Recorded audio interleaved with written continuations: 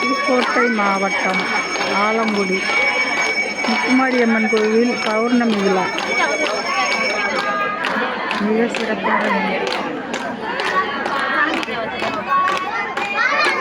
இந்த கரகம் வந்து 7 பேருக்கு சாமி வந்து கரகம் எடுத்து ஆடுவாங்க. அதற்கு கரகம் பாருங்க.